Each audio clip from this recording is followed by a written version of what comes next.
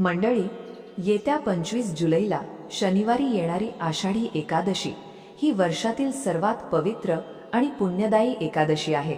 या दिवशी मनापासून केलेली श्री विठ्ठलाची भक्ती, भगवान श्रीहरी विष्णूंची पूजा आणि गोसेवा याला अतिशय मोठं महत्त्व आहे. आज मी तुम्हाला असा एक प्रभावी उपाय सांगणार आहे ज्यामुळे तुमची प्रत्येक मनोकामना पूर्ण होईल. नोकरी आणि विवाहातील सर्व अडथळे दूर होतील, तसेच आर्थिक अडचणी दूर होतील. आणि एवढंच नाही, या उपायानंतर मी तुम्हाला एक कथा सांगणार आहे जी दाखवून देते की हा उपाय किती शक्तिशाली आणि सिद्ध आहे.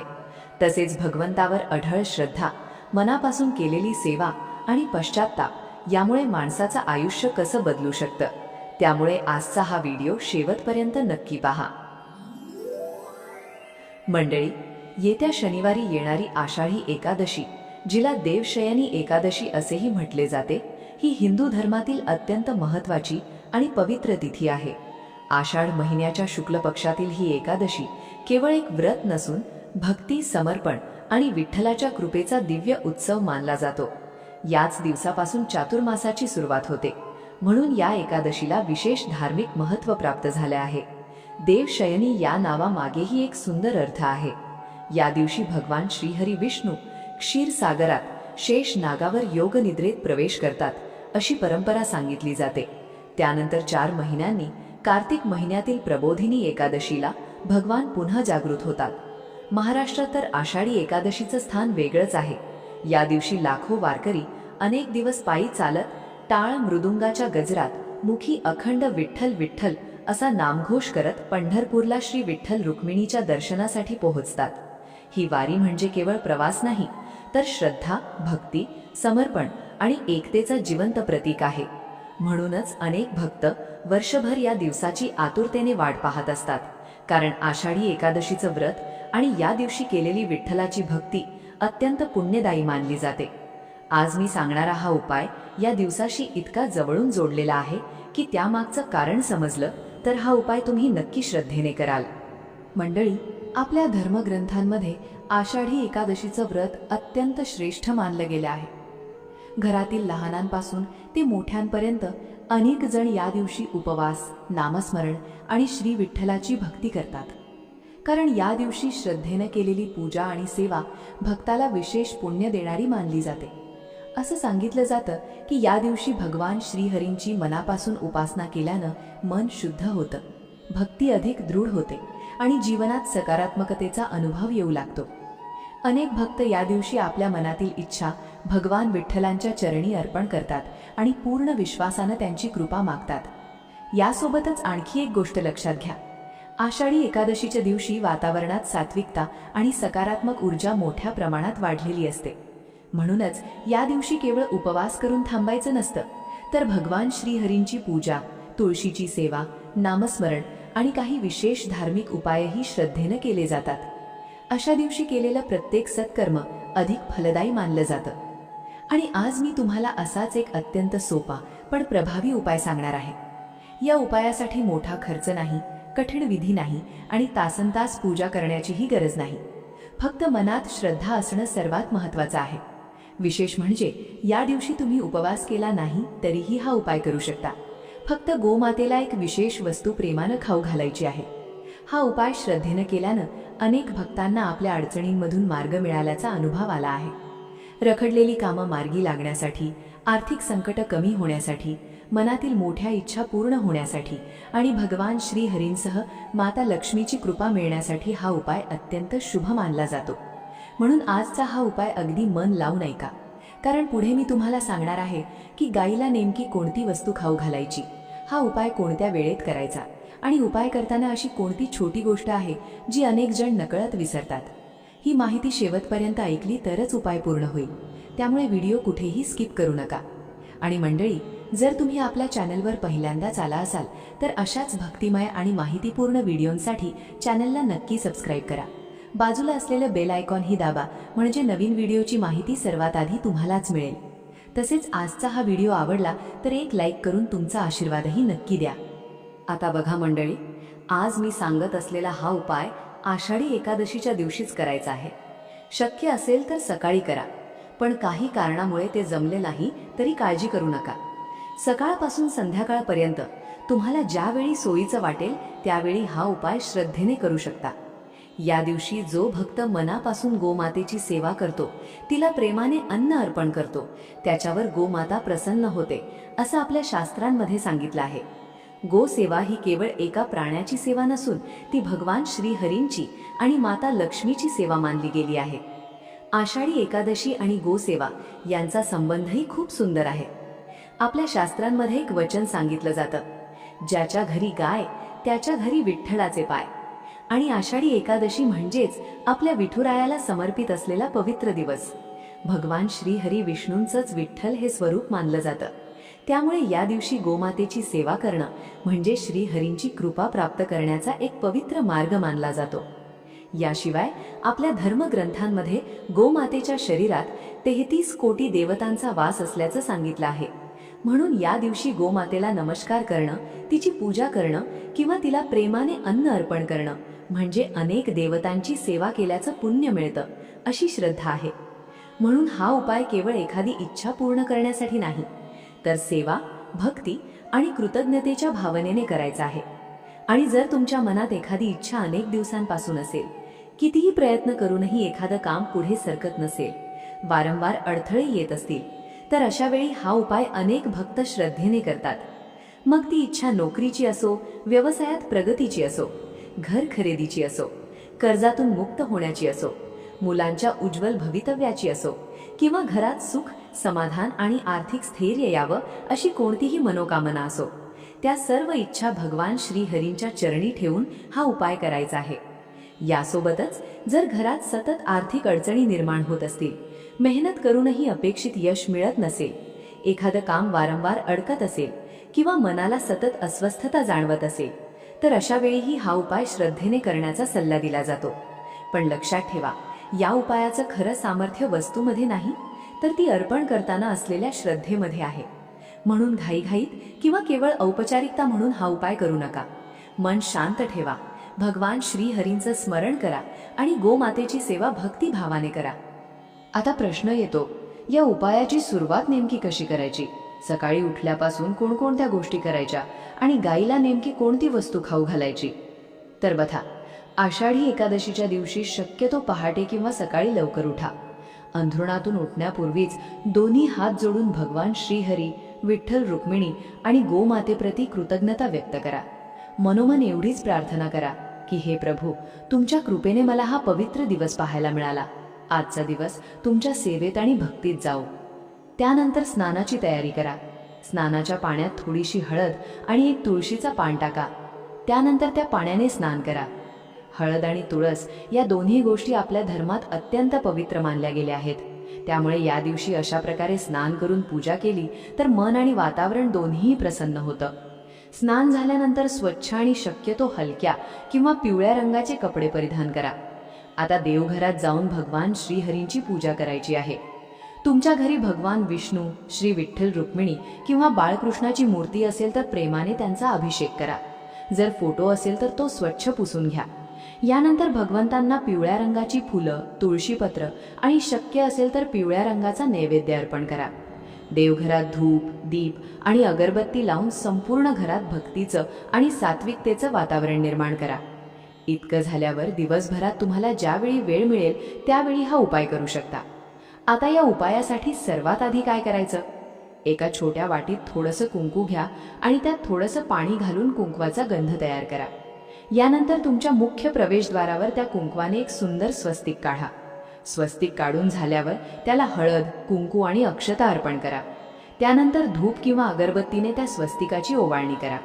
ही कृती करताना मनात एकच भाव ठेवा की आज या पवित्र आषाढी एकादशीच्या दिवशी माझ्या घरात भगवान श्रीहरींचं मंगल आगमन होवो आणि घरात सुख, शांती आणि समृद्धी कायम नांदो. यानंतर तुम्हाला 2 ताम्हणं घ्यायची आहेत. जर ताम्हणं नसतील तर 2 स्वच्छ स्टीलची ताटं घेतली तरी चालतील. आता देवघरासमोर एक पाट ठेवा. त्या पाटावर सर्वप्रथम एक तुपाचा दिवा प्रज्वलित करा.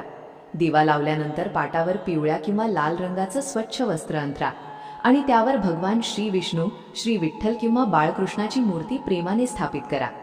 लक्षात ठेवा, हा संपूर्ण उपाय देवघरासमोरच करायचा आहे. आता पुढची कृती खूप महत्त्वाची आहे. या 2 ताटांमध्ये नेमकं काय ठेवायचं, स्वस्तिक कसं काढायचं आणि गाईला खाऊ घालायची ती मुख्य वस्तू कशी तयार करायची, ही माहिती आता आपण सविस्तर पाहणार आहोत. तुम्ही जी 2 ताटं किंवा 2 ताम्हणं घेतली आहेत त्यामध्ये कुंकवाने एक स्वस्तिक काढायचं आहे.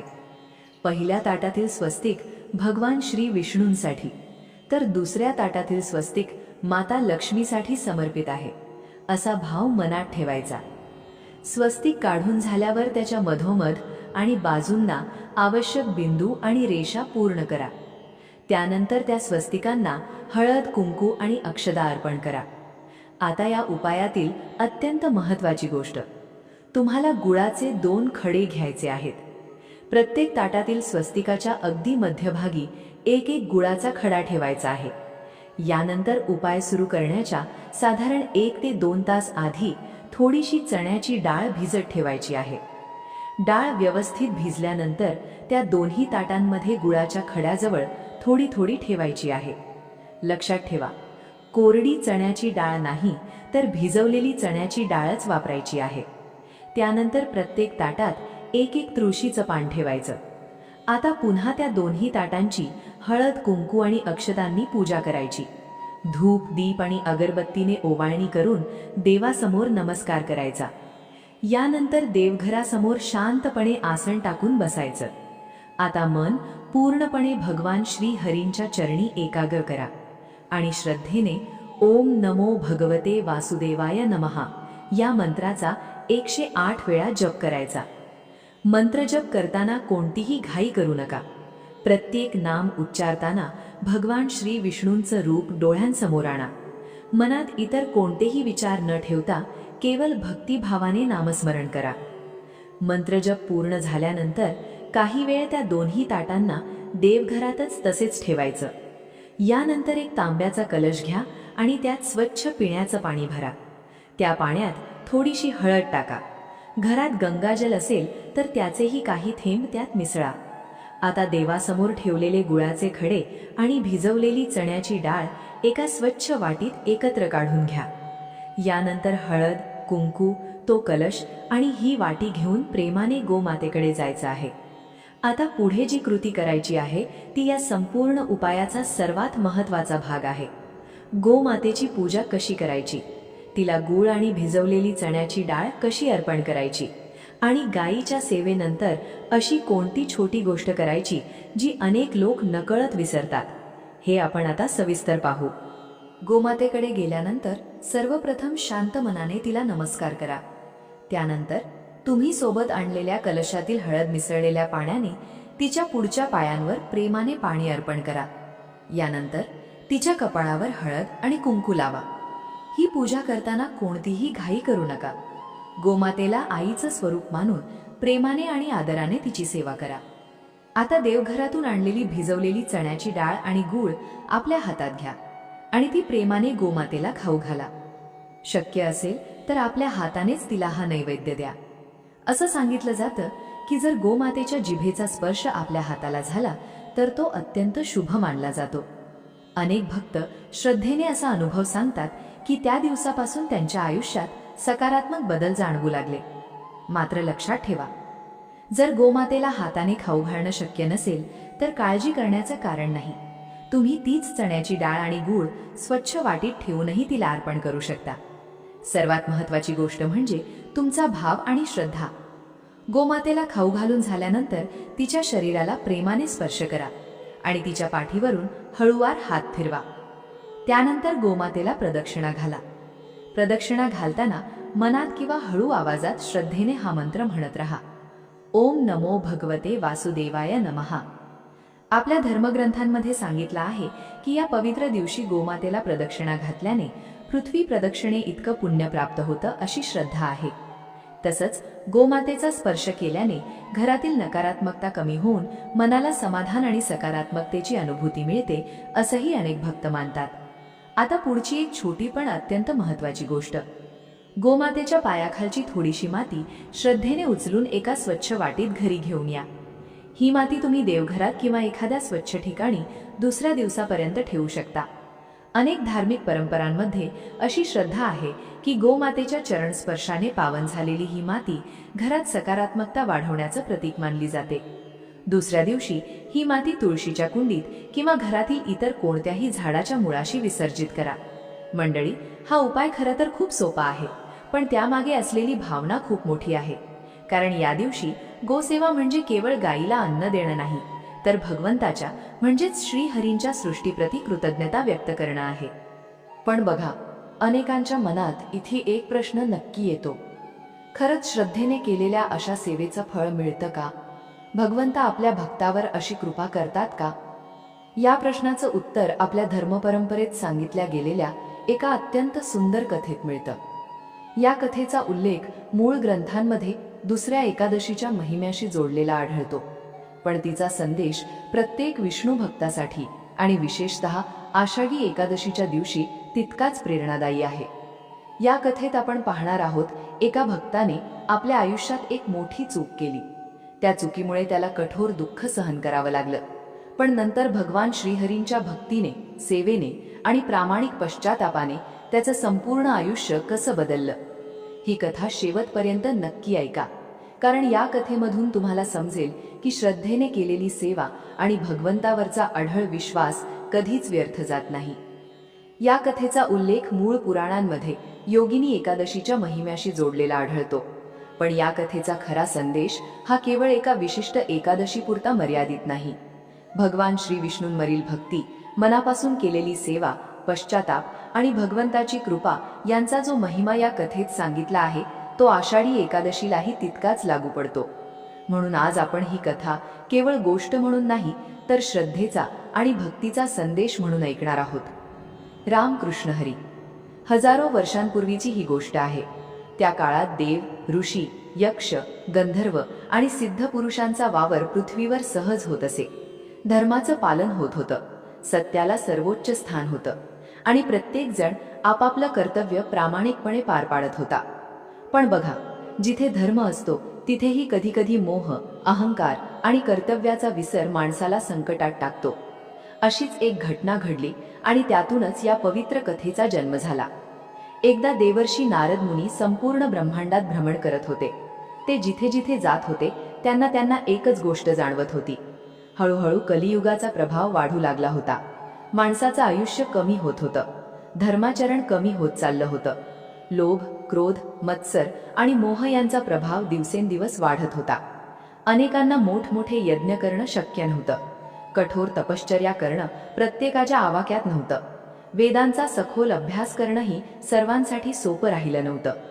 हे सगळं पाहून नारद मुनींच्या मनात एकच विचार सतत येत होता. या कलियुगातील सामान्य भक्तांचा उद्धार कसा होणार? हा प्रश्न त्यांना स्वस्थ बसू देत नव्हता आणि या प्रश्नाचं उत्तर जाणून घेण्यासाठी त्यांनी थेट वैकुंठ लोकाची वाट धरली. काही वेळातच नारद मुनी वैकुंठात पोहोचले, जिथे प्रत्येक क्षणी भगवान श्री विष्णूंचं नामस्मरण घुमत असतं, जिथे सर्वत्र दिव्य शांतता आणि आनंदाचं वातावरण असतं, जिथे माता लक्ष्मी स्वतः भगवान श्रीहरींच्या चरणांची सेवा करत असतात. अशा त्या पवित्र वैकुंठ धामात पोहोचताच नारद मुनींनी दोन्ही हात जोडले आणि प्रेमाने उच्चारलं, नारायण नारायण.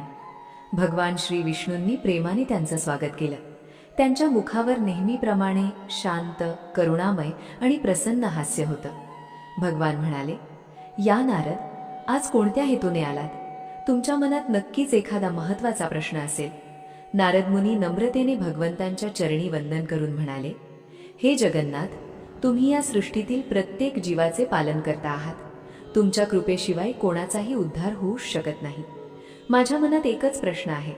कलियुगात सामान्य माणसाला मोठमोठे यज्ञ करता येणार नाहीत, कठोर तपश्चर्या करता येणार नाही, दान धर्म करण्याची शक्तीही अनेकांकडे नसेल. अशा वेळी एखादा साधा भक्त तुमची कृपा कशी मिळवणार? असा कोणता सोपा मार्ग आहे?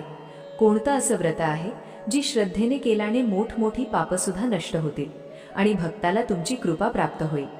भगवान श्री विष्णू मंद स्मित करत नारद मुनींकडे पाहू लागले, कारण आता ते एका अशा पवित्र व्रताचं महिमा सांगणार होते ज्याने एका अपराधी भक्ताचं संपूर्ण आयुष्य बदलून गेलं.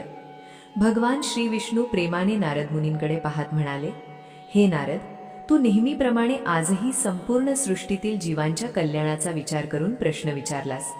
त्यामुळे मी तुला एक अतिशय पवित्र आणि पुण्यदायी व्रताचा महिमा सांगतो. भगवान पुढे म्हणाले, जेव्हा एखादा भक्त मनापासून पश्चाताप करतो, आपल्या चुकीची कबुली देतो आणि पूर्ण श्रद्धेने माझं स्मरण करतो, तेव्हा त्याच्यासाठी माझे कृपाद्वार नेहमी उघडे असतात.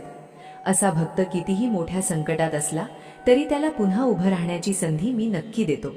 हे शब्द ऐकताच नारद मुनींच्या मनात आणखी उत्सुकता निर्माण झाली. ते नम्रपणे म्हणाले, प्रभू, या व्रताचा महिमा इतका महान असेल तर त्यामागची कथा नक्कीच अद्भुत असेल. कृपा करून ती मला विस्ताराने सांगा.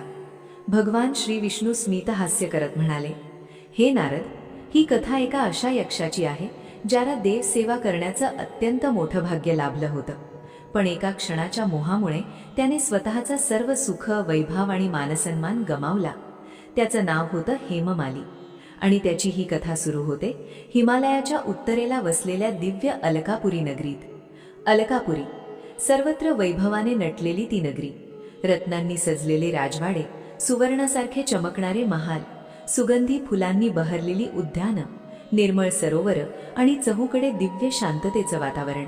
या अलकापुरीचा अधिपती होता यक्षांचा राजा कुबेर. संपूर्ण सृष्टीत धनाचा स्वामी म्हणून ज्यांची ओळख होती तेच हे राजा कुबेर. पण त्यांच्या महानतेचं कारण केवळ त्यांचं वैभव नव्हतं, ते होते भगवान महादेवांचे परम भक्त. दररोज ब्रह्ममुहूर्ताला उठणं, स्नान करून संपूर्ण विधीपूर्वक भगवान शंकरांची पूजा करणं ही त्यांची नित्याची दिनचर्या होती. या पूजेसाठी दररोज ताजी, सुगंधी आणि पवित्र फुलं आणण्याची जबाबदारी एका विश्वासू सेवकावर सोपवण्यात आली होती. तो सेवक म्हणजे हेममाली. हेममाली अत्यंत प्रामाणिक, कर्तव्यदक्ष आणि मेहनती होता. दररोज सूर्योदय होण्यापूर्वीच तो मानसरोवराच्या किनारी जात असे. तिथून सुंदर कमळं आणि विविध सुगंधी फुलं गोळा करून वेळेवर राजवाड्यात आणत असे. त्याच्या प्रामाणिक सेवेवर राजा कुबेरांचा पूर्ण विश्वास होता. दिवस आनंदात जात होते. पण काही काळानंतर हेममालीच्या आयुष्यात एक सुंदर वळण आलं. त्याचा विवाह एका अत्यंत सुंदर, सुस्वभावी आणि पतिव्रता स्त्रीशी झाला. तिचं नाव होतं विशालाक्षी. दोघांचाही संसार अतिशय सुखाने सुरू होता. दोघेही एकमेकांवर मनापासून प्रेम करत होते. विशालाक्षी स्वभावाने अत्यंत शांत आणि धर्मपरायण होती. ती नेहमी आपल्या पतीला प्रेमाने एकच गोष्ट सांगायची, नाथ, तुमच्यावर भगवान शंकरांच्या पूजेसाठी फुलं आणण्याची जबाबदारी आहे. ही केवळ राजाची सेवा नाही तर स्वतः महादेवांची सेवा आहे. त्यामुळे कधीही आपल्या कर्तव्याकडे दुर्लक्ष करू नका. हेममाली हसून म्हणायचा, तू चिंता करू नकोस, मी माझं कर्तव्य कधीच विसरणार नाही. पण मंडळी, कधी कधी आयुष्यात माणूस ज्या गोष्टीचं आश्वासन देतो त्याच गोष्टीची सर्वात मोठी परीक्षा त्याच्यासमोर उभी राहते. आणि हेममालीच्या आयुष्यातही तसंच काहीसं घडणार होतं. काळ पुढे सरकत होता. हेममाली आणि विशालाक्षी यांचा संसार दिवसेंदिवस अधिक सुखाचा होत होता. दोघांमध्ये प्रेम होतं, आपुलकी होती आणि एकमेकांशिवाय क्षणभरही राहावंसं वाटत नव्हतं. पण हळूहळू एक बदल घडू लागला. पूर्वी हेममालीसाठी कर्तव्य प्रथम आणि बाकी सर्व नंतर असायचं. आता मात्र संसाराचा मोह त्याच्या मनावर इतका वाढू लागला की त्याचं लक्ष हळूहळू आपल्या सेवेपासून विचलित होऊ लागलं. जो हेममाली रोज ब्रह्ममुहूर्ताला उठून मानसरोवरावर फुलं आणायला जात होता तो आता उशिरापर्यंत घरातच थांबू लागला. जो आधी भगवानांच्या सेवेला सर्वात जास्त महत्त्व देत होता त्याच्या आयुष्यात आता स्वतःचा आनंद आणि संसार प्रथम येऊ लागला. विशालाक्षी त्याला अनेकदा प्रेमाने समजावून सांगायची, नाथ, संसार महत्त्वाचा आहेच, पण देवसेवा त्याहून मोठी आहे. महादेवांच्या पूजेसाठी लागणारी फुलं वेळेवर पोहोचली पाहिजेत. कृपया आपल्या कर्तव्यात कसूर करू नका. हेममाली तिचं बोलणं ऐकायचा, पण त्यावेळी त्याच्या मनावर मोहाचं सावट अधिक गडद झालं होतं. आणि मग तो दिवस उगवला ज्याने त्याचं संपूर्ण आयुष्य बदलून टाकलं. आषाढ महिन्यातील एक सुंदर सकाळ होती. अलकापुरीत सर्वत्र प्रसन्न वातावरण होतं. राजा कुबेर नेहमीप्रमाणे स्नान करून भगवान शंकरांच्या मंदिरात पोहोचले. मंदिरात धूपाचा सुगंध दरवळत होता. दिवे तेवत होते. पुजारी पूजेची तयारी करत होते. सर्व काही तयार होतं, फक्त एकच गोष्ट आलेली नव्हती, भगवानांच्या पूजेसाठी लागणारी फुलं. कुबेर काही वेळ शांतपणे वाट पाहत राहिले, पण वेळ पुढे सरकत होती. पूजेचा शुभ मुहूर्त निघून चालला होता. त्यांनी ताबडतोब सेवकांना सांगितलं, लगेच जाऊन पहा, हेममाली अजून का आला नाही. राजाचे सेवक त्वरित हेममालीच्या घरी पोहोचले, पण तिथे जे दृश्य त्यांनी पाहिलं ते पाहून तेही थबकले. हेममाली आपल्या पत्नी विशालाक्षी सोबत हास्यविनोद करण्यात इतका रमला होता की त्याला ना वेळेचं भान राहिलं होतं, ना राजाच्या आज्ञेची आठवण होती. आणि सर्वात मोठी गोष्ट म्हणजे भगवान शंकरांच्या सेवेचाही त्याला पूर्ण विसर पडला होता. सेवकांनी क्षणाचाही विलंब न करता ही बातमी जाऊन राजा कुबेरांना सांगितली.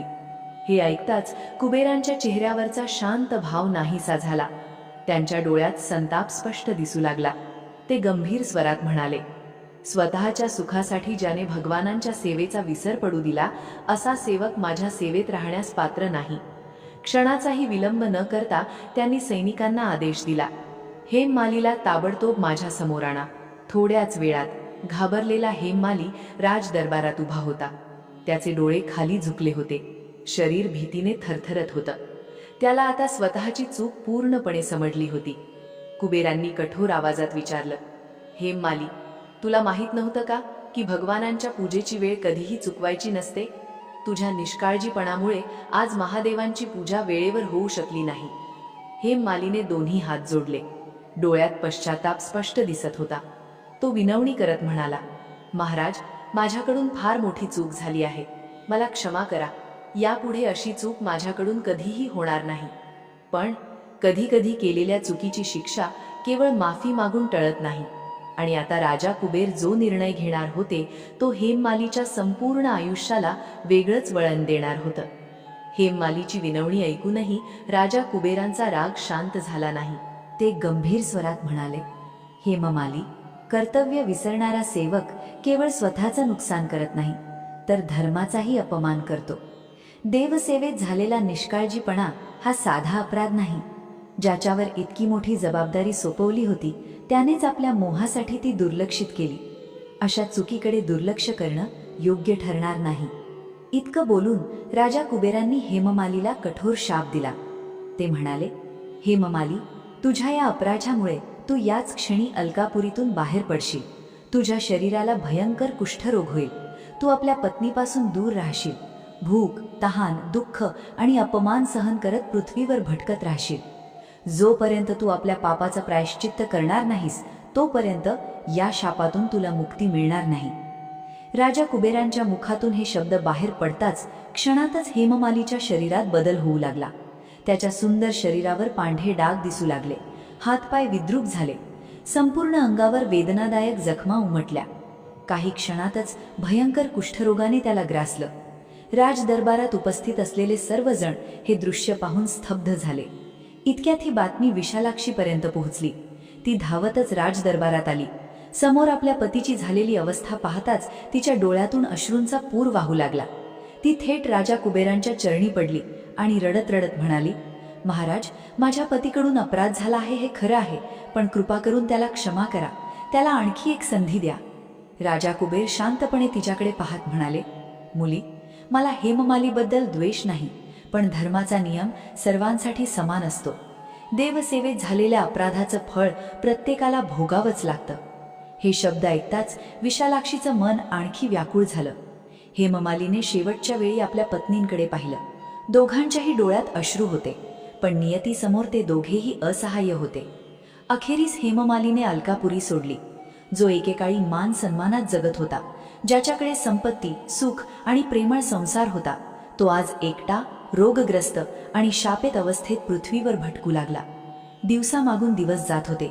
कधी प्रखर उन्हात, कधी मुसळधार पावसात, तर कधी कडक थंडीत तो सतत चालतच राहिला. भूक लागली तरी कोणी अन्न देत नव्हतं. तहान लागली तरी कोणी पाणी देत नव्हतं. लोक त्याची अवस्था पाहून त्याच्यापासून दूर पळत होते. प्रत्येक क्षणी त्याला एकच गोष्ट आठवत होती, एका क्षणाच्या मोहामुळे मी माझं सर्वस्व गमावलं. जर त्या दिवशी मी माझं कर्तव्य पार पाडलं असतं तर आज ही वेळ माझ्यावर आली नसती. असा विचार करत करत त्याच्या मनात खरा पश्चाताप निर्माण होऊ लागला. मंडळी, ही कथा आपल्यालाही एक मोठा संदेश देते. भगवंताची सेवा असो, आई वडिलांची सेवा असो किंवा आपलं कर्तव्य, त्याकडे कधीही दुर्लक्ष करू नये. कारण एका छोट्याशा निष्काळजीपणाचे परिणाम कधीकधी आयुष्यभर भोगावे लागू शकतात. पण भगवान श्रीहरींची कृपा अशी आहे की मनापासून पश्चाताप करणाऱ्यासाठी ते नेहमीच एक नवीन मार्ग उघडतात. आणि हेममालीच्या आयुष्यातही आता तसंच काही घडणार होतं. भटकता भटकता तो एका अशा पवित्र आश्रमात पोहोचला जिथून त्याच्या नव्या जीवनाची सुरुवात होणार होती. अनेक दिवस जंगलातून भटकत, दुःख सहन करत आणि आपल्या चुकीचा पश्चाताप करत करत एक दिवस हेममाली हिमालयाच्या पवित्र प्रदेशात येऊन पोहोचला. चारही बाजूंनी उंच पर्वत उभे होते.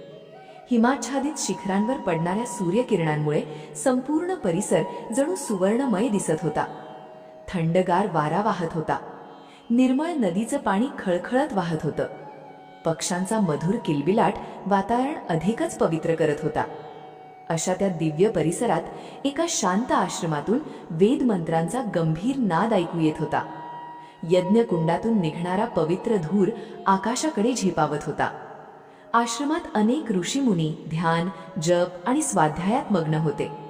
हा आश्रम होता महान तपस्वी, चिरंजीव आणि त्रिकालदर्शी महर्षी मार्कंडेयांचा, ज्यांच्या तपश्चर्येच्या तेजाने देव सुद्धा प्रभावित होत, ज्यांच्या दर्शनाने मनुष्याची पाप क्षीण होतात असं सांगितलं जातं.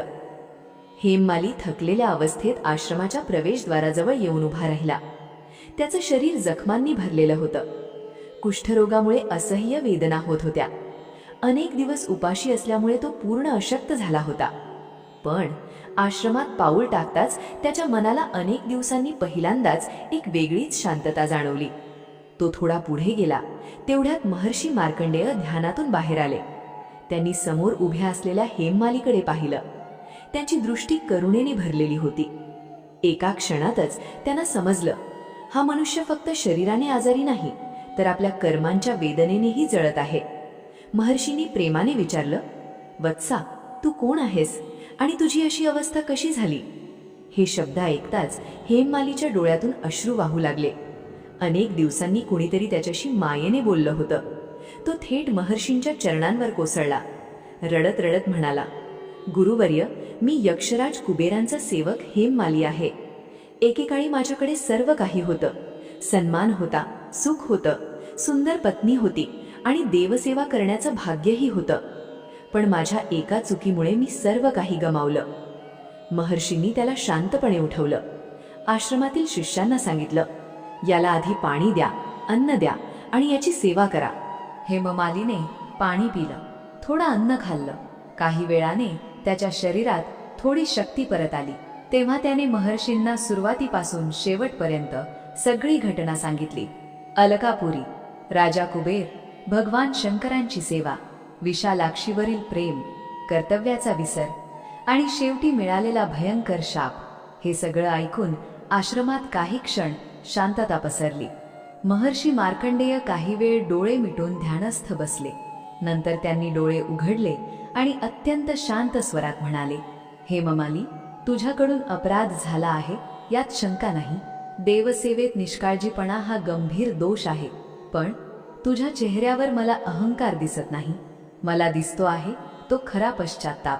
हे ऐकताच हेममालीने दोन्ही हात जोडले. तो म्हणाला, गुरुदेव, माझ्या या पापातून मुक्त होण्याचा काही मार्ग आहे का? मला पुन्हा एकदा भगवंतांची कृपा मिळू शकेल का? महर्षी मार्कंडेय मंद स्मित करत म्हणाले, वत्सा, या सृष्टीत असा कोणताही पापी नाही ज्याला भगवान क्षमा करू शकत नाहीत. पण क्षमा त्यालाच मिळते जो मनापासून पश्चाताप करतो आणि पुन्हा तीच चूक न करण्याचा दृढ निश्चय करतो. हे शब्द ऐकताच हेममालीच्या मनात अनेक दिवसांनी आशेचा एक किरण निर्माण झाला. आता त्याच्या आयुष्यात बदल होण्याची वेळ जवळ आली होती. पण तो बदल घडवून आणणारा मार्ग कोणता होता? महर्षी मार्कंडेय त्याला कोणतं दिव्य व्रत सांगणार होते आणि त्या व्रताचा संबंध आषाढी एकादशीशी कसा जोडला जातो? हेममालीच्या डोळ्यात आता आशेचा किरण दिसू लागला होता. तो अत्यंत नम्रतेने महर्षी मार्कंडेयांकडे पाहत होता. महर्षी शांतपणे म्हणाले, वत्सा, लवकरच एक अतिशय पवित्र दिवस येत आहे. भगवान श्रीहरींना प्रिय असलेली एकादशी. त्या दिवशी श्रद्धेने केलेली भक्ती, मनापासून केलेला जप आणि निष्कपट भावाने केलेली सेवा मनुष्याच्या जीवनात मोठा बदल घडवून आणू शकते. महर्षी पुढे म्हणाले, एकादशीच्या दिवशी भगवान श्रीहरींची भक्तिभावाने पूजा कर. ओम नमो भगवते वासुदेवाय नमः या मंत्राचा जप कर. तुलसीपत्र अर्पण कर. रात्रभर हरिनामाचं स्मरण कर आणि दुसऱ्या दिवशी विधीपूर्वक पारण कर. हे सर्व जर तू पूर्ण श्रद्धेने केलंस तर भगवान श्रीहरी स्वतः तुझ्यावर कृपा करतील. हे ऐकताच हेममालीच्या चेहऱ्यावर अनेक दिवसांनी समाधान दिसू लागलं.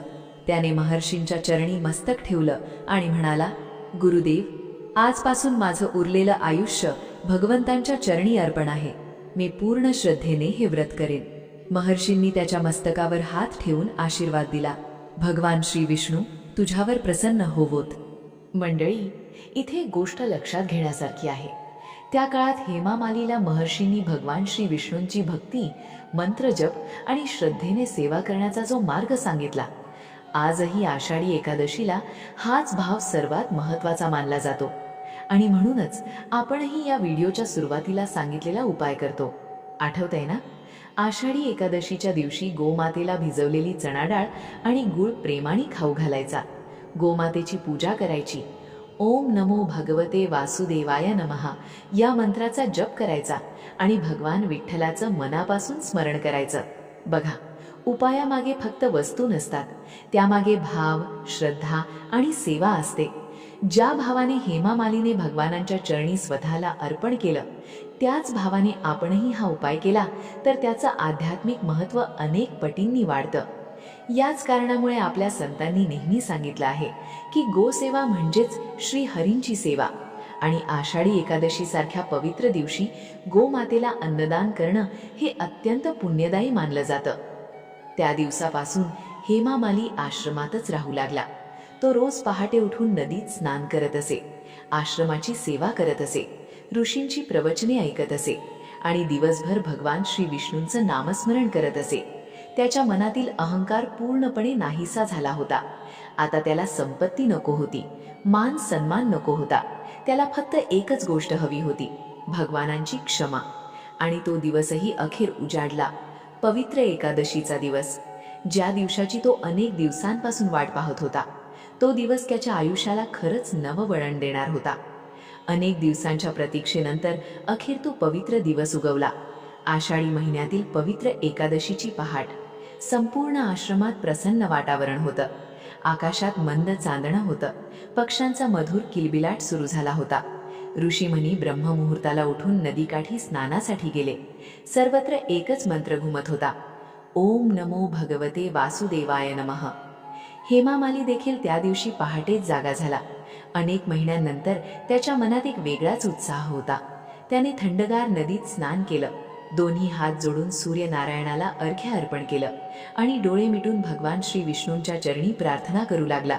तो भावुक होऊन म्हणाला, हे प्रभू, माझ्याकडून फार मोठा अपराध झाला आहे. मी देवसेवेत निष्काळजीपणा केला. माझ्या मोहामुळे माझं कर्तव्य विसरलो. आज मी पूर्णपणे तुमच्या चरणी शरण आलो आहे. माझ्या अपराधांची मला मनापासून खंत आहे. कृपा करून मला क्षमा करा. हे बोलताना त्याचे डोळ्यातून अश्रू सतत वाहत होते. महर्षी मार्कंडेय प्रेमाने त्याच्याकडे पाहत होते.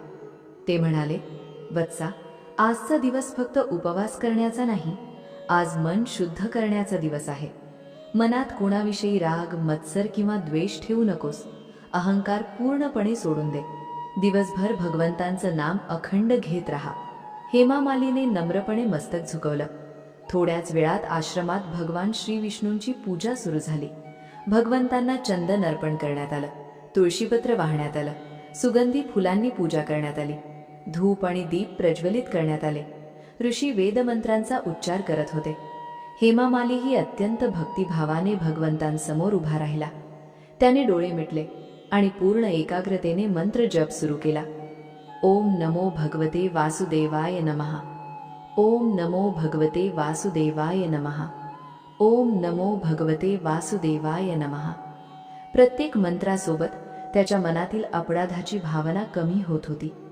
दिवसभर त्याने अन्नाचा एक कणही ग्रहण केला नाही. संपूर्ण दिवस तो भगवंतांचं नाम घेत राहिला. महर्षींचं प्रवचन ऐकत राहिला. हरिकथा श्रवण करत राहिला. संध्याकाळ झाली. आश्रमात दिवे प्रज्वलित झाले. भजन सुरू झालं. सर्व ऋषी एकाच सुरात भगवान श्री विष्णूंचं गुणगान करू लागले. हेमा मालीही त्यात मनापासून सहभागी झाला. त्याच्या डोळ्यातून सतत अश्रू वाहत होते, पण ते दुःखाचे नव्हते. ते होते पश्चात्तापाचे, भक्तीचे आणि श्रीहरींवरील प्रेमाचे. रात्र झाली, पण आश्रमात कोणीही झोपले नाही. सर्वांनी हरिनाम संकीर्तन करत रात्र जागवली. महर्षी म्हणाले, जो भक्त एकादशीच्या रात्री जागरण करून भगवंताचं नामस्मरण करतो त्याच्यावर श्रीहरींची विशेष कृपा होते. हेमा मालीनेही अख्खी रात्र जागून मंत्र जप केला. मंडळी, हीच ती गोष्ट आहे जी आजही आषाढी एकादशीच्या दिवशी लाखो वारकरी करतात. कोणी विठ्ठलाचं नाम घेतं, कोणी हरिपाठ म्हणतं, कोणी भजन कीर्तन करतं, तर कोणी गोसेवा करून श्रीहरींची कृपा मिळवण्याचा प्रयत्न करतं. श्रद्धेने केलेली प्रत्येक सेवा भगवंतांपर्यंत नक्कीच पोहोचते. आणि हेमा मालीची ही अखंड भक्तीही आता श्रीहरींपर्यंत पोहोचली होती. कारण पहाट जवळ येत असताना आश्रमात एक अद्भुत घटना घडणार होती. अशी घटना ज्यामुळे हेमा मालीचं संपूर्ण आयुष्य कायमचं बदलून जाणार होतं. रात्र संपत आली होती. पहाटेचा पवित्र क्षण अगदी जवळ आला होता. हेमा माली अजूनही डोळे मिटून भगवान श्री विष्णूंचा मंत्र जप करत होता. तेवढ्यात अचानक संपूर्ण आश्रमात एक दिव्य प्रकाश पसरू लागला. चारही दिशांना विलक्षण तेज निर्माण झालं. सुगंधी वारा वाहू लागला. आकाशातून मंद पुष्पवृष्टी सुरू झाली. आश्रमातील सर्व ऋषीमुनी आश्चर्याने त्या तेजाकडे पाहू लागले. महर्षी मार्कंडेय हसले आणि शांतपणे म्हणाले, वत्सा, हेममाली, डोळे उघड. हेममालीने हळूहळू डोळे उघडले आणि समोरचं दृश्य पाहून तो स्तब्ध झाला. गरुडावर विराजमान, 4 भुजा, हातात शंख, चक्र, गदा आणि पद्म, पीतांबर परिधान केलेले, कौस्तुभ मणीने अलंकृत, स्वतः भगवान श्री विष्णू त्याच्या समोर प्रकट झाले होते. हे दृश्य पाहताच हेममाली साष्टांग दंडवत घालत भगवंतांच्या चरणी लोटांगण घालू लागला. त्याच्या तोंडातून शब्दही फुटत नव्हते. भगवान श्री विष्णू प्रेमाने म्हणाले, हेममाली, तुझा पश्चाताप खरा आहे. तू तुझी चूक मनापासून स्वीकारलीस. तू श्रद्धेने एकादशीचं व्रत केलंस, माझं नामस्मरण केलंस आणि पूर्ण भक्तिभावाने माझी शरणागती पत्करलीस, म्हणून मी तुझ्यावर प्रसन्न झालो आहे. हेममाली अश्रूंनी भरलेल्या डोळ्यांनी म्हणाला, प्रभू, माझ्यासारख्या अपराध्यालाही तुम्ही दर्शन दिलत. आज माझं जीवन धन्य झालं. भगवान श्री विष्णू हसत म्हणाले, जो मनुष्य आपल्या चुकीची मनापासून कबुली देतो, पश्चाताप करतो आणि श्रद्धेने माझं स्मरण करतो, त्याला मी कधीच दूर करत नाही. इतकं बोलून भगवानांनी आपल्या करकमलातून दिव्य तेजाची किरणं हेममालीवर सोडली. क्षणात त्याच्या शरीरावरील सर्व जखमा नाहीशा झाल्या. भयंकर कुष्ठरोग पूर्णपणे दूर झाला. त्याचं शरीर पूर्वीपेक्षाही अधिक तेजस्वी झालं. त्याच्या चेहऱ्यावर दिव्य कांती दिसू लागली. आश्रमात उपस्थित सर्व ऋषींनी एकच जयघोष केला, नारायण नारायण. हेममाली आनंदाने भगवंतांच्या चरणी पुन्हा पुन्हा नतमस्तक होत होता. भगवान श्री विष्णू म्हणाले, हेममाली, आता तू पूर्णपणे पापमुक्त झाला आहेस. अलकापुरीत परत जा. राजा कुबेर तुला क्षमा करतील. तुझा हरवलेलं वैभव, तुझा सन्मान आणि तुझा संसार तुला पुन्हा प्राप्त होईल. इतकं बोलून भगवान श्री विष्णू अंतर्धान झाले. हेममाली काही क्षण तिथेच उभा राहिला. त्याला विश्वासच नव्हता बसत की ज्या शरीरावर काही वेळापूर्वी भयंकर जखमा होत्या, तेच शरीर आता पूर्ण निरोगी झालं होतं. तो धावत महर्षी मार्कंडेयांच्या चरणी गेला. डोळ्यातून आनंदाश्रू वाहत तो म्हणाला, गुरुदेव, आज माझा पुनर्जन्म झाला. तुमच्या कृपेने आणि भगवंतांच्या आशीर्वादाने मला नवजीवन मिळालं. महर्षी प्रेमाने म्हणाले, वत्सा, ही माझी कृपा नाही, ही तुझ्या श्रद्धेची, तुझ्या पश्चातापाची आणि भगवंतांवरील अढळ विश्वासाची शक्ती आहे. आजपासून एक गोष्ट कायम लक्षात ठेव, मोहापेक्षा धर्म मोठा आहे, स्वार्थापेक्षा सेवा मोठी आहे आणि अहंकारापेक्षा नम्रता श्रेष्ठ आहे. हे शब्द हेममालीने आयुष्यभरासाठी आपल्या हृदयात कोरून ठेवले. मंडळी, ही कथा आपल्याला एक अतिशय मोठा संदेश देऊन जाते. आषाढी एकादशी असो किंवा भगवान श्री हरींना समर्पित कोणताही पवित्र दिवस, भगवानांना फक्त आपल्या हातातील वस्तू महत्त्वाच्या नसतात. त्यांना आपल्या मनातील श्रद्धा, सेवा आणि निष्कपट भाव अधिक प्रिय असतो. म्हणूनच या आषाढी एकादशीला तुम्हीही सकाळपासून संध्याकाळपर्यंत कोणत्याही वेळी गोमातेला भिजवलेली चणा डाळ आणि गूळ प्रेमाने खाऊ घाला. गोमातेची पूजा करा. तिच्या पाठीवरून प्रेमाने हात फिरवा. ओम नमो भगवते वासुदेवाय नमः या मंत्राचा जप करा आणि भगवान विठ्ठलाच्या चरणी मनापासून प्रार्थना करा. अनेकदा आपल्या जीवनात अडचणी असतात, पण त्या अडचणी दूर करण्यासाठी श्रद्धा आणि सातत्याने केलेली सेवा हीच खरी ताकद असते. कदाचित या आषाढी एकादशीला तुमच्या हातून केलेली ही छोटीशी गोसेवा तुमच्या जीवनातही नव्या शुभ सुरुवातीचं कारण ठरू शकते. जर हा व्हिडिओ तुम्हाला आवडला असेल तर व्हिडिओला लाईक नक्की करा.